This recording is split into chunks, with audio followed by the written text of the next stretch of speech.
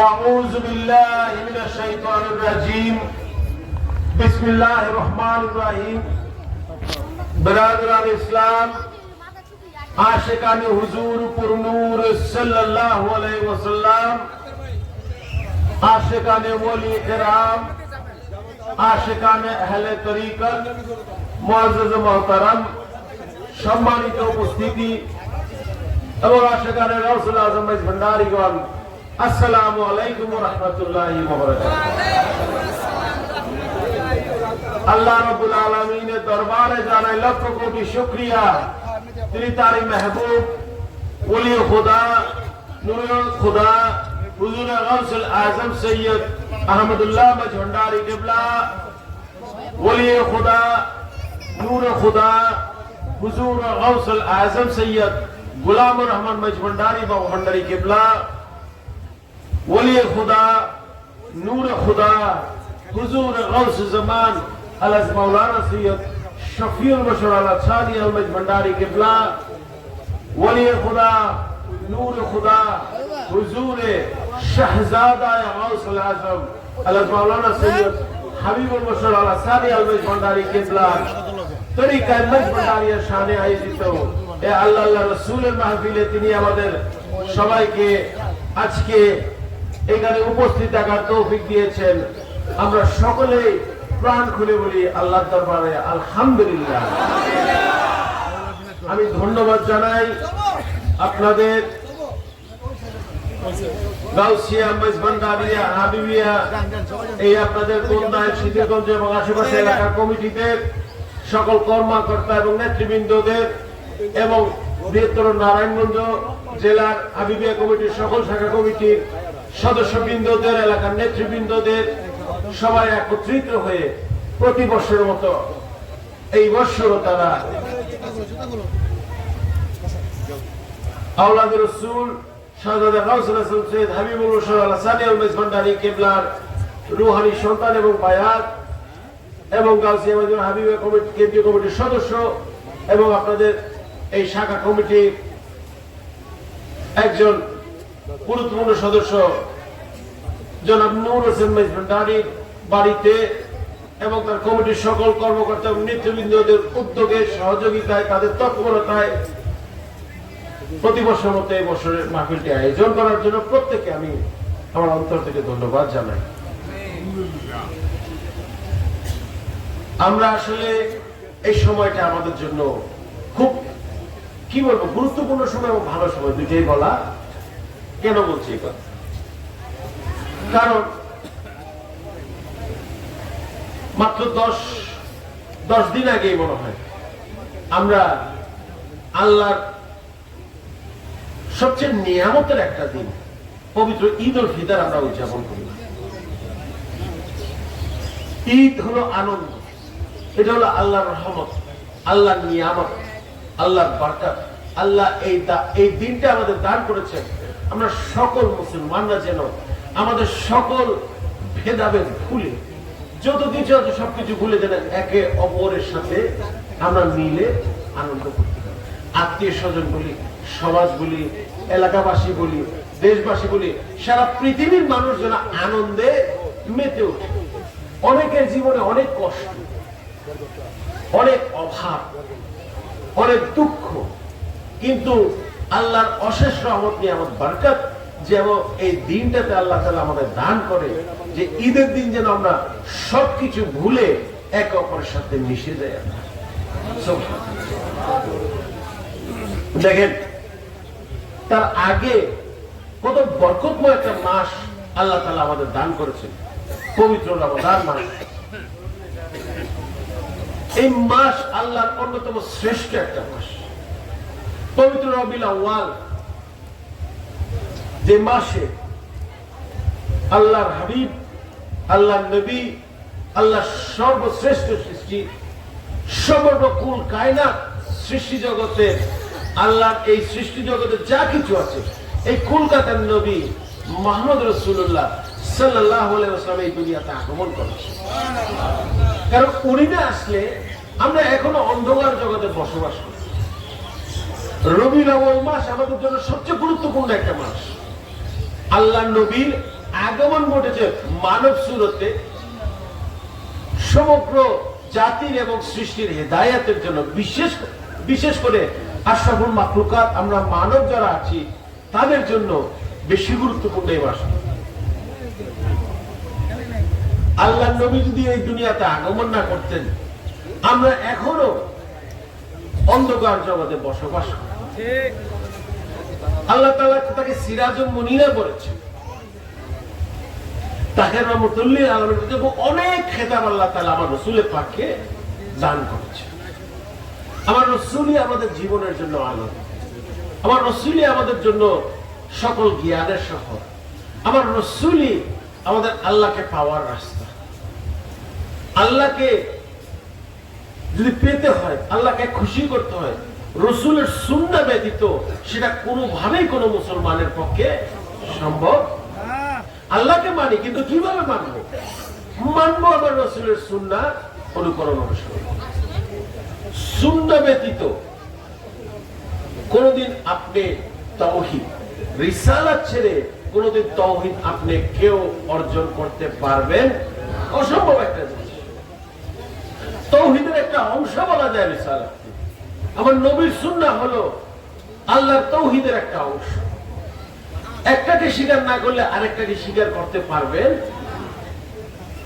আমার নবী হলো আমাদের মধ্যমণি, সৃষ্টি জগতের মধ্যমণি, ঈমানের মধ্যমণি, ইবাদতের মধ্যমণি, সবকিছুর মধ্যে আমার নবীকে আপনাকে।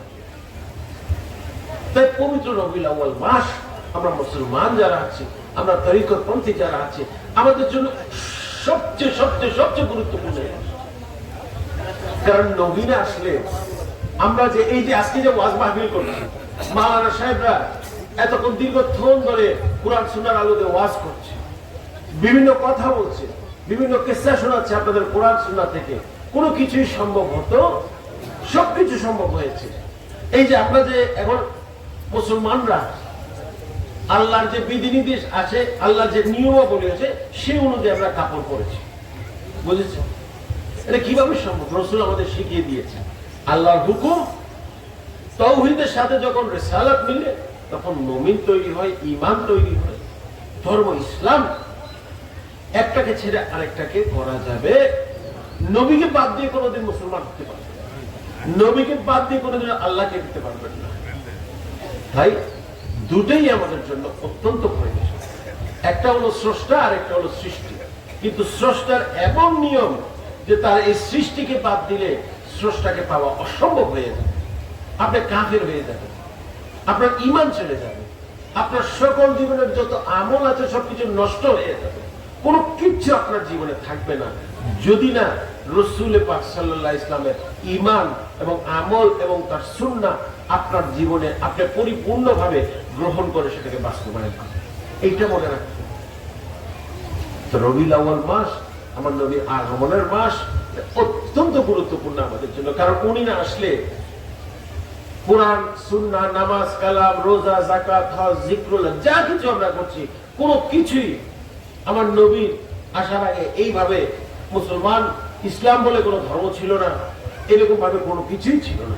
দিন আল্লাহর তরফ থেকে আসা শুরু হয়েছে আদম থেকে। কিন্তু আকমালতু লাকুম দীনাকুম, আল্লাহ তাআলা বলেছেন দিনকে আমি পরিপূর্ণ করে দিলাম এই কোরআনের মাধ্যমে, নবী পাক সাল্লাল্লাহু আলাইহি ইসলামের মাধ্যমে। বুঝেছেন? তাই আল্লাহ রাসূলকে সবচেয়ে বেশি কদর করতে হবে। আল্লাহর ভক্তি, আল্লাহর সিজদা, আল্লাহর ইবাদত থেকে সবকিছুর উপরে। কিন্তু সে তার নিজ, যেটা বললাম আপনাদেরকে, তাওহীদের মধ্যে কিন্তু রিসালাত লুকিয়ে আছে। একটা ছাড়া আরেকটা পরিপূর্ণ করতে পারবেন। আল্লাহর নিয়মটাই এরকম। লা ইলাহা ইল্লাল্লাহ, আল্লাহর জিকির। লা ইলাহা ইল্লাল্লাহর মধ্যে তাওহীদ প্রতিষ্ঠিত হয়ে যায় না? নাই কোনো মাবুদ আপনি আল্লাহ ছাড়া, তাওহীদ তো প্রতিষ্ঠা হয়ে গেল, আল্লাহর একাত্মবাদ তো প্রতিষ্ঠা হয়ে গেল, নাই কোনো মাবুদ আল্লাহ ছাড়া। কিন্তু লা ইলাহা ইল্লাল্লাহ বলে যদি বাকিটা আপনি না বলেন, আপনি কি ঈমানদার হতে পারবেন? মুহাম্মদুর রাসূলুল্লাহ ব্যতীত কোনোদিন কি ঈমানদার হতে পারবে? এটা আল্লাহর নিয়ম। তাওহীদের সাথে যখন রিসালাত মিশে যায়, ঈমান তৈরি হয়ে যায়।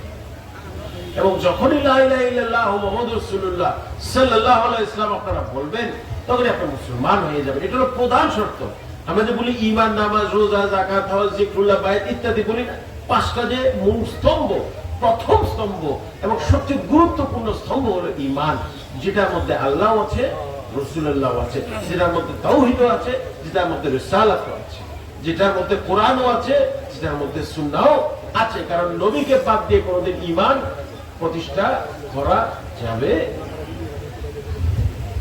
তো এই গেল আমাদের নবী এবং রবিউল আউয়াল মাস। এটা তো একটা কি বলবো, এখানে যদি আরো 10-20 জন মাওলানা এনে 1 সপ্তাহ ওয়াজ করান, তাও আল্লাহ রসুলের মহত্বতা বলে শেষ করা যাবে না। কিন্তু আমাদের জন্য যে গুরুত্বপূর্ণ রবিউল আউয়াল মাস কতটুকু, সেটা আপনাকে একটু আপনাদেরকে নলেজ দিলাম। এই যে কাবাঘর, কাবাঘর এত পবিত্র না? কাবাঘর মানুষ তো ওয়াজ করে না? কাবামুখী হয়ে মানুষ আল্লাহর ইবাদতে সেজদা করছে না? হযরত আসওয়াদে যে মানুষ চুমু খাচ্ছে না? তারপরে মাকামে ইব্রাহিমে যে মানুষ চুমু খাচ্ছে না?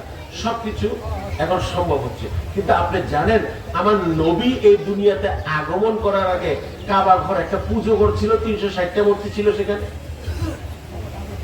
কয়টা মূর্তি ছিল? 360টা। তো এগুলো খেয়াল রাখতে হবে যে কাবাঘর বাইতুল্লাহ আল্লাহর তরফ থেকে আদম থেকে শুরু করে এটা পরিপূর্ণভাবে আমরা ইব্রাহিমের জামানায় যে বর্তমান কাবাঘরটা দেখি, সেটা কাঠামোটা তখন থেকে পেয়েছি। কিন্তু এত নবী আসার পরেও কাবাঘর একটা শিরকর স্থানে প্রতিষ্ঠিত হয়ে গেল। এত পূজা, মূর্তি পূজা কি হারাম না হালাল বলেন তো? মূর্তি না, আল্লাহ ব্যতীত কাউকে ঈশ্বর বানা, রব বানা বা কোনো কিছু বানাই হারাম। মূর্তি তো দূরের কথা, কোনো কিছুই মানতে পারবে না, এটা শিরক হয়ে যাবে। আল্লাহর জায়গায় আর কাউকে বসানো যাবে। আমার মতো আপনি ভালো হতে পারেন, আপনার মতো আমি ভালো হতে পারি, আমার মতো আপনি সুন্দর হতে পারেন, আপনার মতো আমি সুন্দর হতে পারি, কিন্তু আল্লাহর মতো পৃথিবীতে কেউ হতে পারবে। যখনই বলবেন এটা আল্লাহর মতো, তখনই আপনার উপরে আল্লাহ তাআলার লানত চলে আসবে, গজব চলে আসবে, শিরক হয়ে যাবে, আপনার জীবনের আমল সবকিছু নষ্ট হয়ে যাবে। আল্লাহর সাথে কারো কোনো তুলনা করা কোনোদিন যাবে না। সিফত হলো অন্য জিনিস, গুণাবলী হলো অন্য জিনিস। অনেকে বলে যে পীরের কাছে গেলে শিরক হয়ে যায়, না, এটা জ্ঞানের স্বল্পতায় বা নিজের মধ্যে কোনো দুষ্টামির লক্ষণ দেখা যায়। কারণ দেখেন, আল্লাহ সিফতির নামের মধ্যে রহমানুর রহিম আছে, তাই না? তো রহমানুর রহিম একটা মানুষের নাম হইতে পারে না? আমি তো অনেক রহমানরেও চিনি, রহিমরেও চিনি, তো এরা কি আল্লাহ হয়ে গেল? হ্যাঁ, আল্লাহ রহমান, আল্লাহ রহিম, ঠিক না? এগুলোর নাম আমরা আল্লাহ আল্লাহ আল্লাহ রসুল থেকেই পাঠিয়েছি। এটা আল্লাহ সিফতি নাম না। রহমানকে আল্লাহ, গাফফারকে আল্লাহ, আল্লাহর এরকম 99টা নাম আছে। এটা তো জানেন অনেকে, এটা বাচ্চা কাল থেকে আমাদের মুখস্থ করানো হয়, যখন কায়দা শেখানো হয়, সিপারে শেখানো হয়, আমপারা এগুলা পড়ানো হচ্ছে, তখন থেকেই তো পড়ানো হচ্ছে। তাই সবকিছুতে আবার শিরক হয়। সিফত গুণাবলী হলো অন্য জিনিস। কিন্তু আপনি যদি বলেন আল্লাহ রহমান, আরেকজন আছে রহমান, ওই রহমানের জন্য আমি নামাজ পড়তেছি, শিরক হয়ে যাবে। বুঝেছেন? তো এটা ক্ষেত্র বিশেষে, জায়গা বিশেষে, আল্লাহর জায়গায় আর কাউকে বসানো বা আল্লাহর সাথে কোনো কিছু তুলনা করাই হলো শিরক। কিন্তু গুণাবলী সিফত হলো অন্য বিষয়। বুঝছেন না? কারণ কোরআন শরীফে আল্লাহ তাআলা কি বলেছেন? আলহামদুলিল্লাহি রাব্বিল আলামিন, আল্লাহ রব বলেছেন না? তো ঠিক একই কোরআনে আল্লাহ তাআলা যখন হযরত ইউনূস আলাইহিস সালাম এবং ইউসুফ আলাইহিস সালামের ঘটনাটা ঘটলো, সেখানে তো ইউসুফ আলাইহিস সালামকে রব হিসেবে আখ্যায়িত করা হয়েছে, তাই না? তো সে কি খোদা হয়ে গেছে? কেন? যখন ইউসুফের কাছে যে ইউনূস আলাইহিস সালাম সন্ধান পেল তার বাকি সন্তানদেরকে নিয়ে, যখন তারা অতি দারিদ্রতার মধ্যে কাটাচ্ছে, তখন কি করলো? যখন ইউসুফকে দাতা হিসেবে পেল, তারা আল্লাহু আকবার বলে ইউসুফের দিকে তাকিয়ে তারা সিজদা করেছে না কোরআন শরীফে? মূল বিষয়টা হলো ইউসুফের দিকে তাকিয়ে আল্লাহর সিজদা করেছে। একজন পিতা পয়গম্বর কোনদিন তার পুত্র যে আগামীতে পয়গম্বর হবে, নবী হবে, তাকে কোনদিন সিজদা করতে পারে? এটা আপনারা কল্পনা করতেছেন যে আমার বাবা আমাকে সালাম করতেছেন, আদমের পর খেলাফ না, কারণ ইউনুসের পরে না এটা এখান থেকে আসছে, তাই না? এই জিনিসগুলো করবেন যে দেখেন অনেক কিছুই। কারণ যখন আদমকে আল্লাহ তাআলা সৃষ্টি করলো তখন কি বললো ফেরেশতাদেরকে, তোমরা আদমের দিকে দেখে তোমরা সিজদা করো। সিজদার মালিক হলো আল্লাহ রাব্বুল আলামিন, বুঝছে? ওই মুখী হয়ে করতে বলেছে। সকল প্রশংসা, সকল ইবাদত, সকল সিজদার মালিক হলো আল্লাহ রাব্বুল আলামিন। যাই হোক, এখানে একটা বড় আলোচনা আছে সিজদায়ে তাহাবুদি, সিজদায়ে তাইয়ে, সেদিকে আমি যাব না, কারণ এটা অনেক, এটা জনসাধারণ কিছু না আলোচনা না। এগুলো হলো যারা একেবারে অতি কামেল হয়ে গেছে তাদের সেই বিষয়ে আলোচনা। তো এগুলো সর্বসাধারণের সামনে এই আলোচনা আমার না, আমি মনে করি কারোই করা উচিত। কারণ এটা একটা মানুষের মনে সংশয় তৈরি করে, ভুলভ্রান্তি তৈরি করে।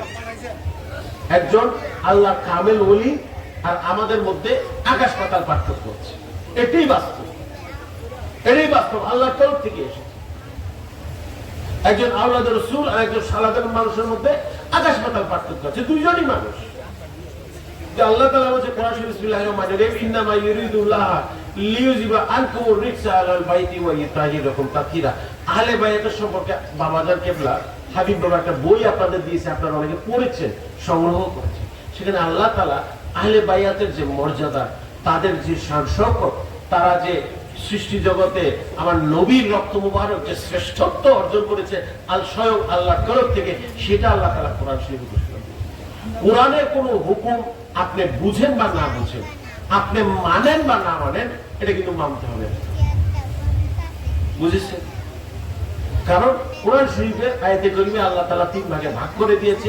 এই বিষয়ে আমি পূর্বে অনেক আলোচনা করেছি। হ্যাঁ, মুকাত্তাত, মুক্তামাত, মুতাশাবিহাত, 3 স্তরের কোরআন শরীফের আয়াত আছে, যেটা সবাই বুঝে।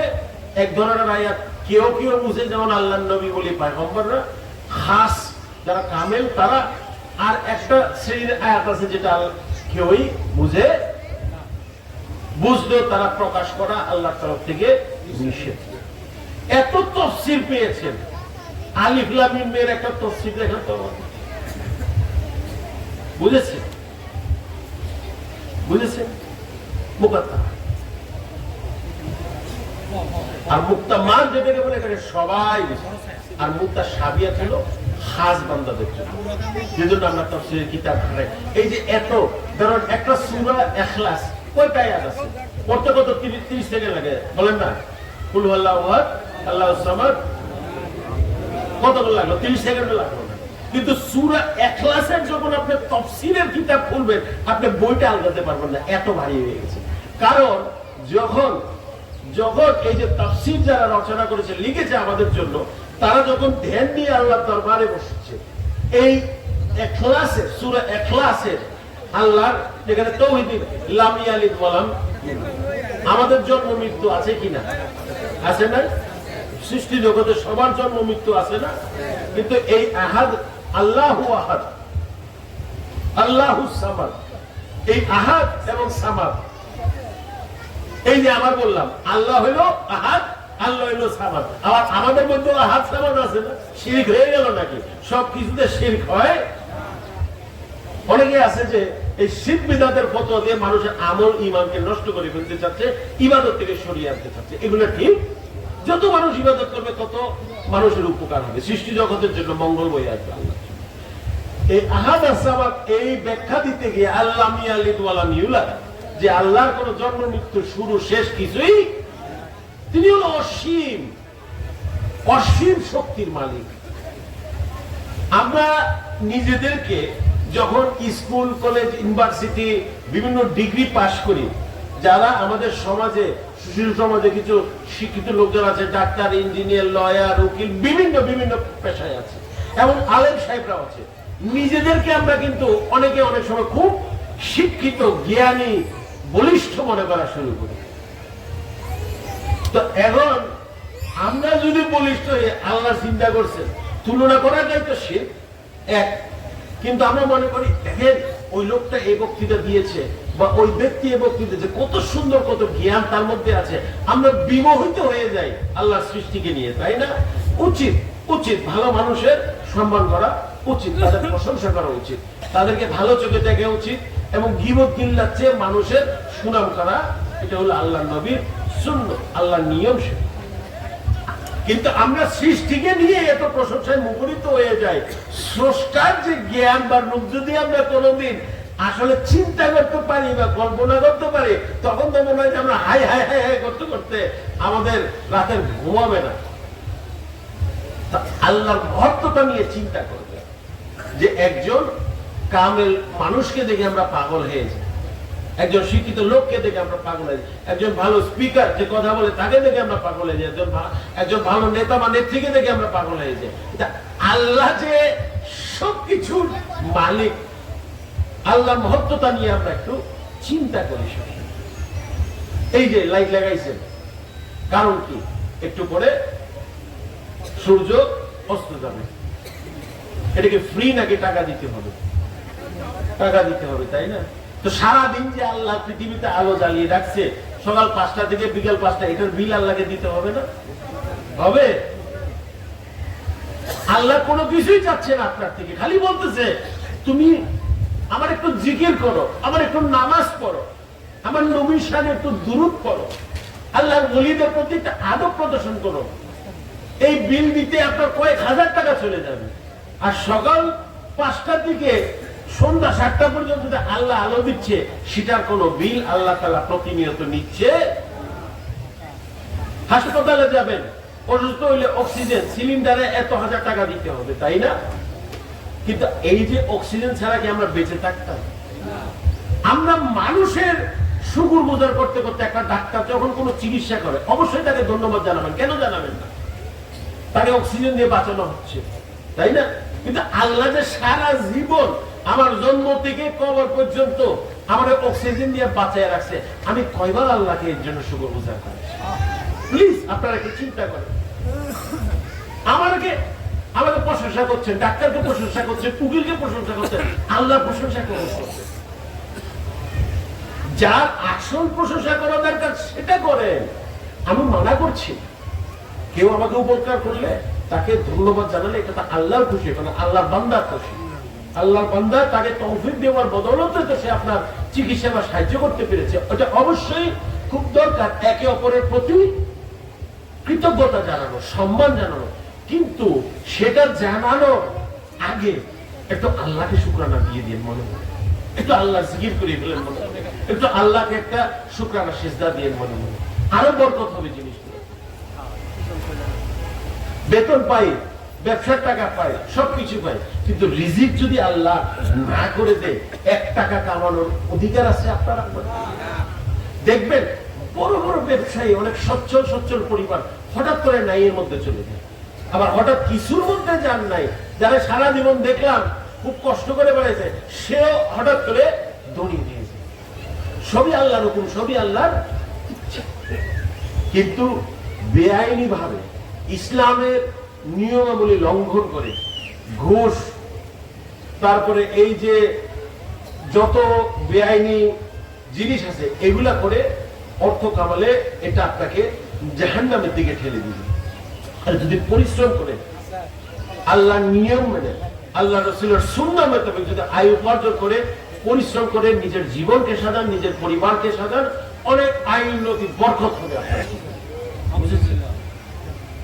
সতের পথে থাকবেন। দেখেন, হয়তো ভালো জিনিস বা অত্যন্ত মূল্যবান জিনিস অর্জন করতে কষ্টই হয়, কারণ দেখেন আমার নবীর, আচ্ছা একটা কথা বলি, ধরেন একজন ব্যক্তি আছে, পুরুষ বা মহিলা, জন্মের আগে তার পিতা ইন্তেকাল করছে, জন্মের কয়েক মাস পরে তার মাতা ইন্তেকাল করছে, বিবাহ জীবনে তার স্ত্রী ইন্তেকাল করছে, তার ছেলে মেয়ে হয়েছে, তারা কয়েকদিন পরে ইন্তেকাল করছে।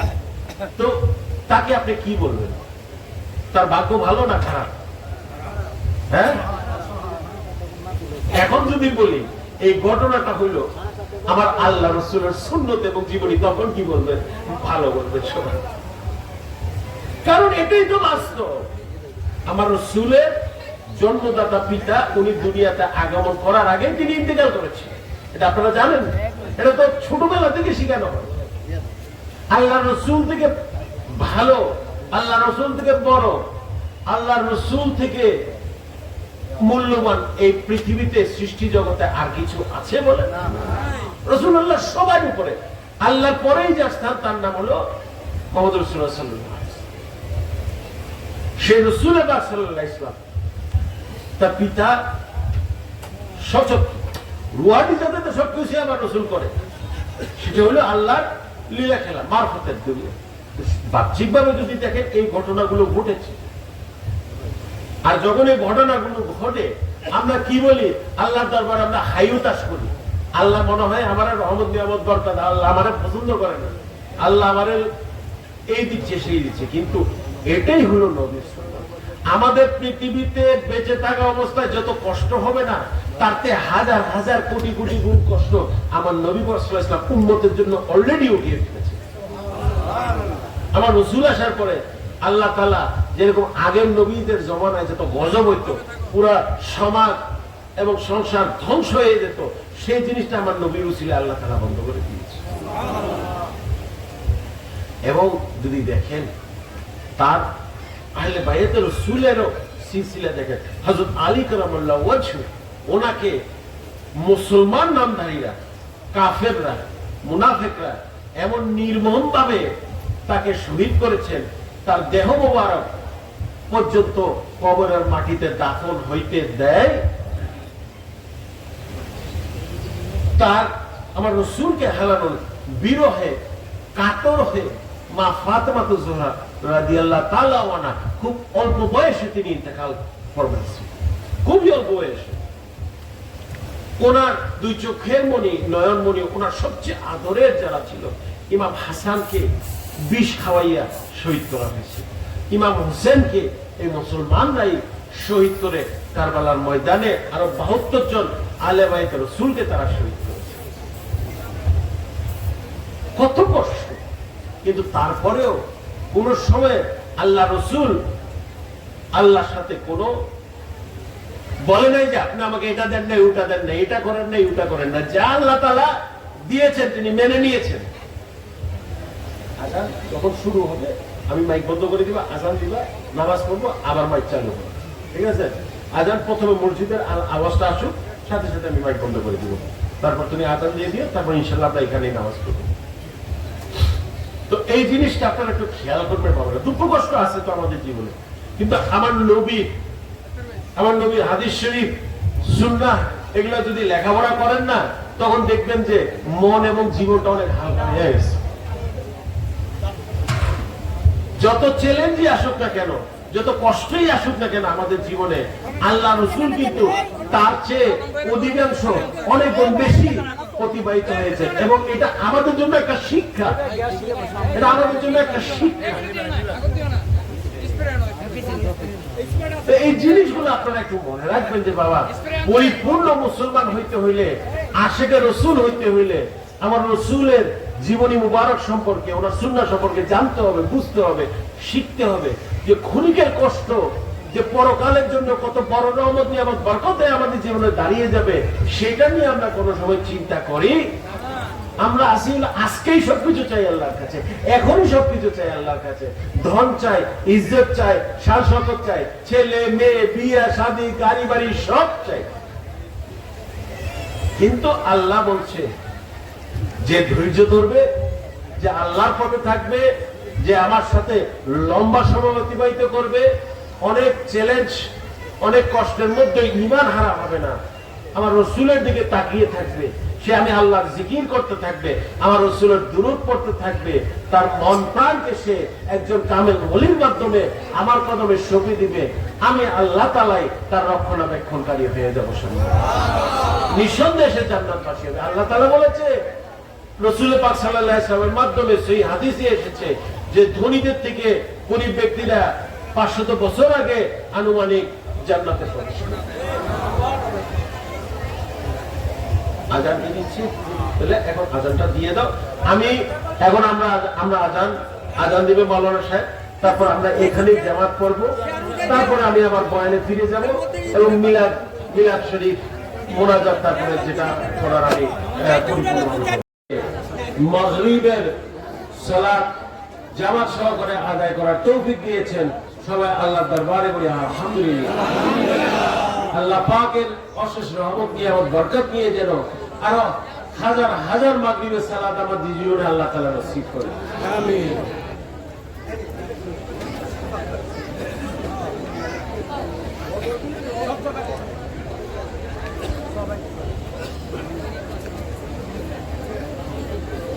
দেখেন, যত যত বেশি ইবাদত করবো আল্লাহ তাআলা, তত বেশি আল্লাহর দরবারে আমরা সম্মানিত হয়ে যাব। এখন নামাজ পড়লেন, আপনার নিজেকে কোনো কিছু মনে করতে পারেন, নাও করতে পারেন, কিন্তু আল্লাহর দরবারে আপনার ইজ্জতটা একটু বেড়ে গেল। আল্লাহর তরফ থেকে আপনার জন্য রহমত আল্লাহ তাআলা একটু দান করে দিলেন। বিকাল ৩টা-৪টা থেকে এখানে বসে কুরআন সুন্নাহর আলোকে কুরআন সুন্নাহর ওয়াজ শুনতেছে, আল্লাহ আপনাকে রহমত দিচ্ছে। আল্লাহ রাসূল কুরআন সুন্নাহর সৌন্দর্যটা কি জানেন? বুঝা পড়লেও সওয়াব, না বুঝা পড়লেও, নিজে পড়লেও সওয়াব, নিজে শুনলেও সওয়াব। এবং সেখানে যেখানে কোরআন সুন্নাহর আলোচনা হচ্ছে, আমি যদি বসে থাকি সেখানে, আমি এমনি বসে বসে আমি আল্লাহ তাআলার রহমত সওয়াব কামাইতে পারি। ধরেন আমি একটা সাধারণ কাজ করছি, সেটাতে আমার দুনিয়াবি লাভ হতে পারে, নাও হতে, সেটা আল্লাহ বলবে। সেটা যদি হালাল হয় আল্লাহ তাআলা আপনাকে কিছু বলবে, যদি হারাম হয় তাহলে আপনার গুনাহ বহন করতে হবে। কিন্তু মজার বিষয় হলো, যখন কোরআন সুন্নাহ হবে বা কোন নবীদের কিসসা হবে, আল্লাহ রাসূলের, সাহাবীদের, আলে বায়াতের কোন আলোচনা হবে, সেখানে বসে থাকলে সেটা শুনলে আল্লাহর রহমত আমার মধ্যে চলে আসে। তাই যত বেশি বেশি পারেন নিজেকে আল্লাহর রাস্তায় একটু সময় দিতে চেষ্টা করেন। বেশি তো দরকার নেই, দিনে 10 মিনিট দেন, 20 মিনিট দেন, আধা ঘন্টা দেন। কারণ যত কাজই আমরা করি না কেন দুনিয়ার রিজিকের জন্য, এটা আল্লাহ তাআলার রহমত থাকে। কিন্তু 10 মিনিটের জন্য যদি জিকিরও করি না, সেটা কবরে আপনার জন্য আল্লাহর কাছে সুপারিশ করার জন্য একটা ইবাদত হিসেবে দাঁড়িয়ে যাবে। আল্লাহর ওলিরা আল্লাহকে বলবে, আল্লাহর নবী আল্লাহকে বলবে, ও আল্লাহ, অমুক দিনে অমুক তারিখে তোমার বান্দা তোমার জিকির করছি, এটার বদলতে তার এই গুনাহটা মাফ করে দাও। অমুক দিনে অমুক তারিখে তোমার বান্দা তোমার নামাজ পড়ছিল, এটার জন্য এটা মাফ করে দাও। অমুক দিনে অমুক তারিখে সে এই ভুলটা করছিল আল্লাহ তাআলা, কিন্তু সে তো সেদিন আমার নবীর দুরূদ সালাত ও সালাম আদায় করছে। সুবহানাল্লাহ। তো এরকম করে করে আল্লাহ দরবারে দেখবেন, যখন তরিকত পন্থী হবেন, আল্লাহ রাসূলের অনুসারী হবেন, আল্লাহর ওলিদের অনুসারী হবেন, সঙ্গ লাভ করবেন, ছোট ছোট সগীরা গুনাহ যা কিছু থাকবে আল্লাহ তাআলা হয়তো এর বদৌলতে আপনাকে ক্ষমা করে দিবেন। কারণ মনে রাখবেন যে আমার রাসূলের জামানায় খুব ভয়ানক কিছু লোক ছিল, কিছু ব্যক্তি ছিল আমার রাসূলের বিরোধিতা করেছে, কিন্তু শেষ জামানায় তারা আমার রাসূলের কাছে এসে কলমা পড়ে ইন্তেকালের আগে তারা জান্নাত নসিব করে ফেলেছে। তাই ঈমানের উপরে, আমার রাসূলের সম্মান শওকতের উপরে আল্লাহ জিকির ইবাদতের উপরে কোনো কিছু স্থান দেবেন না। কিন্তু ইবাদতের আগেও ঈমানের স্থান, ঈমান হলো সবচেয়ে বড়।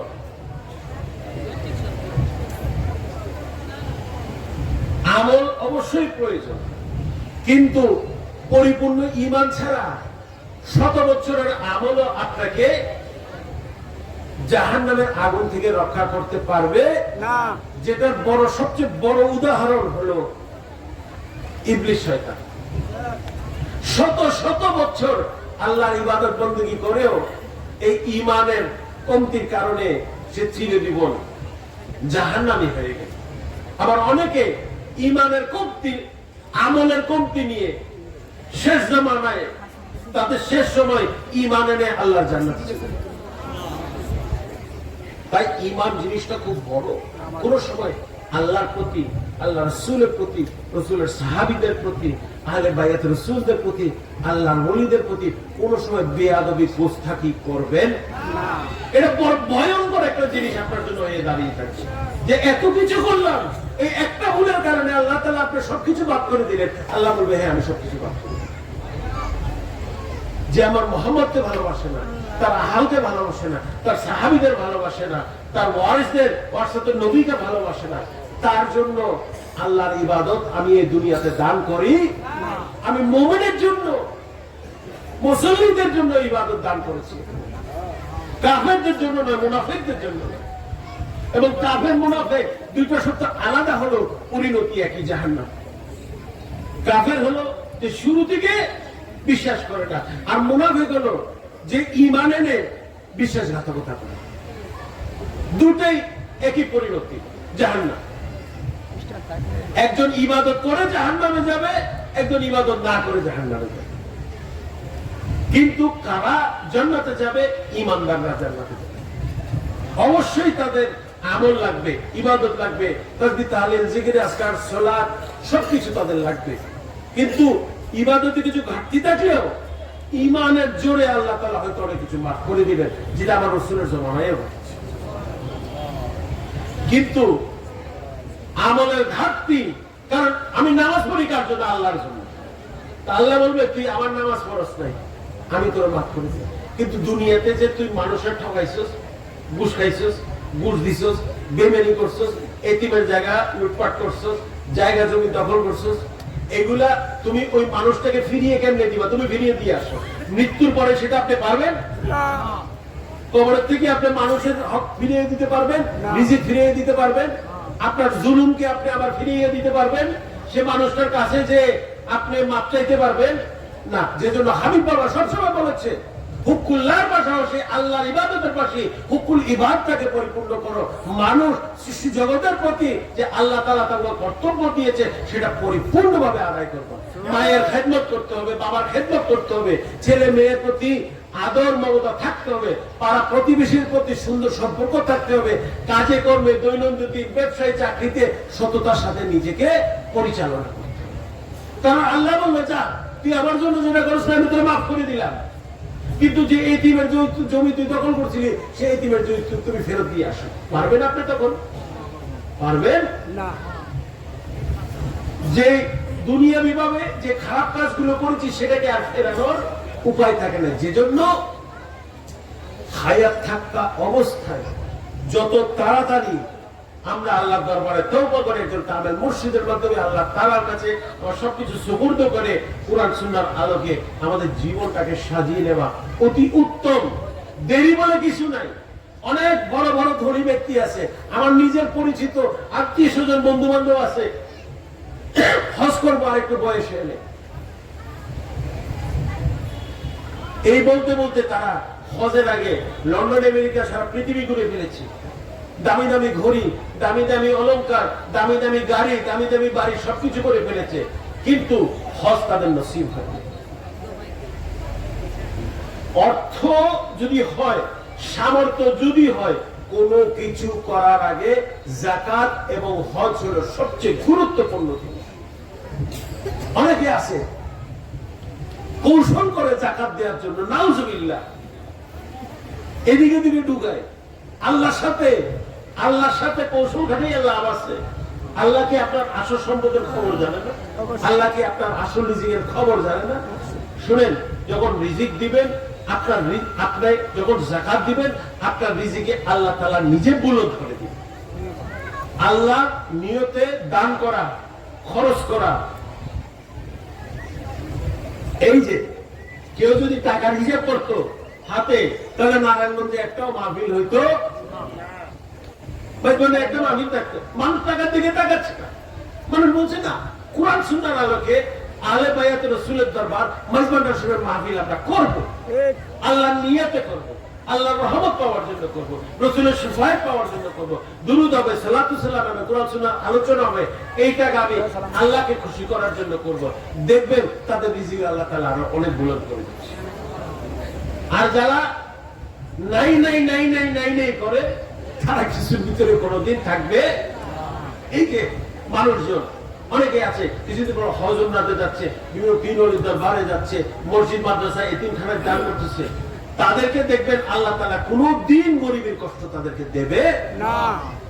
আল্লাহ বলছে তুমি আমার পছন্দময় জায়গায়, আমার পছন্দময় রাস্তায় আমি যাদেরকে এই দুনিয়াতে ইসলাম প্রচার করার দায়িত্ব দিয়েছি, সেসব জায়গায় যে তুমি তোমার শ্রম, তোমার ঈমান, আমল, টাকা পয়সা সবকিছু তুমি সেদিকে খরচ করছো, তোমাকে বান্দা আমি কোনোদিন কষ্টের মধ্যে রাখবো না। সেজন্য হযরত উমর বিশাল ধনী ছিল, আল্লাহ রাসূলের সবকিছু বাদশা ছিল। এখন আমরা হাজার কোটি টাকার সম্পত্তি বলে, সেই সময় ওনার এত টাকা ছিল। তিনি কি করলো, আল্লাহ রসুলকে পেয়ে বলল, ইয়া আল্লাহ রাসূলুল্লাহ, আমি তো আপনার নগণ্য একজন গোলাম, আমার যত বাদশাহী আছে, সম্পদ আছে, টাকা পয়সা আছে, সবকিছু আমি আপনার মাধ্যমে আল্লাহর দরবারে দিয়ে দিলাম। এরকম হাজার হাজার সাহাবী করেছে আমার রাসূলের জমানায়। কারণ দুনিয়াবি ভাবে তো আমার রাসূল কে আল্লাহ তাআলা সেরকম ধনী হিসাবে এই দুনিয়াতে পাঠান, কর্ম করেছেন তিনি। কেন করেছেন? আপনি আমি যেন কর্ম করে হক হালালি রুজি রোজগার করি। বিয়ে শাদী করেছেন কেন? কারণ আমি আপনি যেন হক হালালি সম্পর্ক করি। বাচ্চা কাচ্চা দিয়েছেন কেন? কারণ আমি আপনি যেন বাচ্চা কাচ্চা সুন্দর মতো মানুষ করতে হতে পারি। ওনাকে কষ্টের ভিতর দিয়েছেন, আনন্দের ভিতর দিয়েছেন, নামাজ পড়ানো শিখিয়েছেন, মসজিদ বানানো, সবকিছু আমার রাসূলুল্লাহ করেছেন। তাই ইসলাম হলো পরিপূর্ণ জীবন যাপন করার একটা রাস্তা, শুধু একটা ধর্মীয় বিষয় নয়। ইসলাম খালি একটা রিলিজিয়ন নয়, একটা ধর্ম নয়, এটা হলো সম্পূর্ণ জীবন যাপন করার একটা রূপরেখা আল্লাহ তাআলা। কোরআন সুন্নাহর মাধ্যমে পৃথিবীর মানুষের যত কিছু প্রশ্ন আছে, সে যদি কোরআন সুন্নাহ ঘাটায় সে প্রশ্নের উত্তর পেয়ে যাবে। কিন্তু অন্য কোন ধর্ম গ্রন্থে সেগুলো আসবে না। তারা খালি আধ্যাত্মিকতা নিয়ে কথা বলবে, তাদের সৃষ্টিকর্তা নিয়ে কথা বলবে, বিভিন্ন জিনিস নিয়ে কথা বলবে। ভালো খারাপ আমি বলছি না, কিন্তু ইসলাম এবং কোরআন হলো পরিপূর্ণ, কোনো গ্যাপ সেখানে পাবেন না। কোরআন সুন্নাহয় কোনো গ্যাপ নাই, আল্লাহ রাসূলে কোনো গ্যাপ নাই, ইসলামে কোনো গ্যাপ নাই। সবকিছু আল্লাহ তাআলা কোরআন সুন্নাহর মাধ্যমে আমাদের ফয়সালা দান করে দিয়েছে। একটা বাচ্চা যখন হবে তখন আমরা কি করি? আযান দেই, তাই না? এবং একটা মানুষকে যখন দুর্ভাগ্যবশত, আমার খুব অতি কাছের একজন বন্ধু কিছুদিন আগে ইন্তেকাল করেছে, তো সেটাই চিন্তা করলাম যে একটা বাচ্চা এই দুনিয়াতে আগমন থেকে একটা মানুষের শেষ মুহূর্ত পর্যন্ত কি করব, তাকে কিভাবে সাজাবো, তাকে কিভাবে গোসল দিব, তাকে কি কাপড় পরাবো, কোথায় কবর দিলে সহি হবে, কোন দিকে কবর দিলে সহি হবে, কিভাবে তাকে শোয়াবে, সবকিছু আল্লাহ রাব্বুল আলামিন কোরআন সুন্নাহর মাধ্যমে আমাদের দান করে দিয়েছে। ইসলামের গ্যাপ বা খালি জায়গা বলতে কোনো কিছু নাই। কোনটা হারাম, কোনটা হালাল, কি খেতে পারবেন, কি না খেতে পারবেন, কার সাথে সম্পর্ক করতে পারবেন, কি রুজি রোজগার করলে ভালো হবে, এমনকি কাকে শাদী করতে পারবেন, কাকে পারবেন না, সবকিছু আল্লাহ তাআলা কোরআন শরীফে দান করে দিয়েছে। বুঝেছেন? আমাদের বুঝের অভাব, আমাদের ইলমের অভাব, আমাদের নিজের পরিশ্রমের অভাবের কারণে আমরা ঠিকমতো আল্লাহ রাসূল ভান্ডারীকে কায়েম করতে পারি। আমরা বলি না, ডাকিতে জানি না বলে সারা কি দেবে না, সেই অবস্থা আমাদের। আমরা আসলে ডাকতে জানি না। দুর্ভাগ্য এবং যে দুর্বলতাটা আমাদের, আল্লাহ রাসূল বা আল্লাহর ওলিদের না। কারণ দেখবেন হত দরিদ্র মানুষ, যাদের কোনো পেশা নাই, শিক্ষা নাই, দীক্ষা নাই, বা ওয়ান্ডের দরবারে যে বিশাল আল্লাহর ওলি হয়ে গেছে, কারণ সে ডাকতে জানতো। আর আমরা এত কিছু নিয়েও অনেক সময় কিছু অভাব অনটন অনুভব করি, দিন দুনিয়ার খেয়াল করি, এটা করি সেটা করি। কারণ কি? আমরা ঠিক মতো সেই জায়গায় যেতে পারছি না। প্রবেশহীন, নাপিত কোথায় চলে গেল? ছোট ছোট ছোট ছোট মানুষজন, যাদের দুনিয়াদারি কিচ্ছু ছিল না, তারা ব্রহ্মাণ্ডের দরবারে যে বিশাল রাজা হয়ে গেছে, তাদের কোনো পরিচয় ছিল না এই দুনিয়াতে। এরকম অনেক খলিফার দরবার আছে, শাসক আছে, যারা এইভাবে কায়েম করে ফেলেছে, অতি সম্মানিত হয়ে গেছে তারা মানুষের জগতে। আর আমরা নিজেদের কারণে কিন্তু আমরাও পিছিয়ে থাকবো না। তোমরা পেরেছো, আমরা হাবিব বাবার সন্তান, আমরাও পেরে দেখাই দিব, আমরাও পেরে দেখাই দিব। ভান্ডারীকে আমাদের চেয়ে বেশি কেউ ভালোবাসে না, কবি বাবাকে আমাদের চেয়ে কেউ বেশি ভালোবাসে না, আল্লাহ রাসূলকে আমাদের চেয়ে বেশি কেউ ভালোবাসে না। আমরা দেখিয়ে দিব আল্লাহ তোমাকে ইনশাআল্লাহ, জান দিয়ে দিব, আমল দিয়ে দিব, ঈমান দিয়ে দিব, সব তোমার হয়ে আমরা দেখিয়ে দিব ইনশাআল্লাহ। এই ঈমান আল্লাহু আকবার, ইয়া রাসূলুল্লাহ, জিন্দাবাদ জিন্দাবাদ জিন্দাবাদ জিন্দাবাদ। এই যে এইটাই চ্যালেঞ্জ। ইয়া আল্লাহ, তুমি আমাকে সৃষ্টি করেছো, তোমার মন মতো হয়েই আমি ইনশাআল্লাহ ইন্তেকাল করব তোমার হুকুমে। যে দিন তুমি আমার জন্য নির্ধারণ করেছো, তার আগে যেন মালাকুল মউত আমার জীবনে না আসে। আমাকে একটু সময় দাও। ভুল করেছি, সামনে আর ভুল হবে না। কারণ তুমি আল্লাহ ছাড়া আমি আর কিছু চাই না। তুমি আল্লাহই সবকিছু আমার জন্য। তুমি বলেছো নবীর কাছে যেতে, সেজন্য নবীর কাছে যাই। তুমি বলছো সাহাবীদের কাছে যেতে, সেজন্য সাহাবীর কাছে যাই। তুমি বলছো আলে বাইত রাসূলের কাছে যেতে, সেজন্য তার কাছে যাই। তুমি বলেছো আল্লাহর ওলিদের কাছে যেতে, সেজন্যই যাই। তুমি যা বলেছো সব করে তোমার মর্জি মোতাবেক আমার জীবনকে ইনশাআল্লাহ চালিয়ে নিব ইনশাআল্লাহ। খালি তৌফিক দিও, একটু হায়াত দিও, বিপদ আমার বালা মুসিবত থেকে একটু রক্ষা করো আমাদের জীবন। জীবন চলার পথে যেন মাওলা কষ্ট না আসে। তাহলে মন প্রাণ দিয়ে তোমার খেদমত করে তোমাকে দেখিয়ে দিব এই শফিউল বশর এবং হাবিবুল বশরের রুহানি সন্তানেরা হলো তোমার সবচেয়ে প্রিয় বান্দা। এটা আমাদের চ্যালেঞ্জ, ইনশাআল্লাহ আমরা দেখিয়ে দিব। সামনে বাওয়ানের রোষ আছে, আগামী রবিবার ইনশাআল্লাহ যাবে যে যেখান থেকে পাবে। আর শ্রাবণ হলো আমার মুর্শিদ কিবলার জন্মদিন। কে ঘরে থাকবেন সেদিন পয়লা শ্রাবণের ঘর? কেউ থাকবেন? কোথায় থাকবো আমরা? ইনশাআল্লাহ। দেখিয়ে দিব সবাইকে ইনশাআল্লাহ। হাবিব বাবা, তুমি আমাদের দেখো আল্লাহর রহমত নিয়ামত বরকত দিয়ে, কিন্তু তোমাকে দেখারও আমাদের ক্ষমতা দাও। সে রুহানি আলো আমাদের মধ্যে জ্বালিয়ে দাও। সে এলেম দাও, এলমেলে দুনি দাও, তোমাকে পাওয়ার শক্তি দাও। তুমি তো বলে গিয়েছো চোখ বন্ধ করে ডাক দিবি যেন হাবিব বাবা হাজির হয়ে যাচ্ছে। সেই শক্তি দাও তোমাকে ডাকা, সে ভক্তি দাও, সে ঈমান দাও, সে আমল দাও। আমিন। ইমাম শেরে বাংলা রহমতুল্লাহ আলাইহি যখন বাউহান্ডারির রওজা পাকে ঢুকে যেন বাউহান্ডারির কোরআন তেলাওয়াত দেখেছেন এবং শুনেছেন, আমরাও যেন সেই ঈমানি শক্তি নিয়ে তোমার রওজা জিয়ারতে যেতে পারি। হযরত কেবলা বাউহান্ডারি কেবলা শহীদ বাবা হাবিব বাবা কেবলা সেইভাবে ডাকবে ইনশাআল্লাহ। অনেক আপনাদের এখানে আসলে নারায়ণগঞ্জে আসলে অনেক ভালো লাগে, কারণ আপনারা অনেক কথা শুনেন, মন দিয়ে শুনেন, অনেক আমল করেন, এই করেন, কিন্তু এই শক্তিটা যেন প্রজন্মের পর প্রজন্ম আমরা জ্বালিয়ে রাখতে পারি। কারণ আজকাল এই মডার্ন জামানায় বাচ্চাদেরকে ব্যস্ত করার মতো অনেক জিনিস চলে আসছে, কিন্তু মনে রাখবেন আপনি যে স্কুলে লেখাপড়া করছেন আপনার বাচ্চা সেইভাবে লেখাপড়া করে না। কিন্তু কসম করে বলছি 1400 বছর আগে যে বাচ্চা যেভাবে কোরআন শিখেছে এখনো সেই কোরআনের ধারা চলেছে। শত শত বছর আগে যেভাবে মাইজ ভান্ডারে মানুষ গিয়েছে আল্লাহর ওলিদেরকে ডেকেছে, সেইটা কিয়ামত পর্যন্ত জারি থাকবে। আমার হযরত কেবলা লাই থাকবে, বাউহান্ডারি কেবলাই থাকবে, শহীদ থাকবে, হাবিব বাবা থাকবে। মাইজ ভান্ডার এবং আল্লাহর দুনিয়াতে আল্লাহর রীতি রেওয়াজে কোনো পরিবর্তন আসে না। শিক্ষা দীক্ষা পরিবর্তন হয়ে যায়, দেশের নাম পরিবর্তন হয়ে যায়, ভাষা পরিবর্তন হয়ে যায়, আলো অন্ধকার হয়ে যায়, কিন্তু আল্লাহ রসুল ভান্ডারি কোনোদিন পরিবর্তন হয় না। আমরা যাদেরকে এখন ডাকছি 1000 পরেও যদি আল্লাহ এই দুনিয়াতে সৃষ্টি জগতে আমাদেরকে বাঁচিয়ে রাখে, তারাও একই কথা বলতে হবে, তাহলে তারা বেঈমান হিসেবে আল্লাহর দরবারে চিহ্নিত হয়ে যাবে। মনে রাখবেন, ভান্ডারি হইল আল্লাহ রসুল হইল বড় বরকতময় জায়গায়, একবার শিখলে কিয়ামত পর্যন্ত এই শিখা যাবে। কিন্তু লেখাপড়া, কম্পিউটার, মোবাইল, এই সেগুলো পাল্টাইতেই থাকবে, পাল্টাইতেই থাকবে। কিন্তু আল্লাহ তাআলা বলেছেন আকমালতু লাকুম দীনাকুম, দিন পরিপূর্ণ।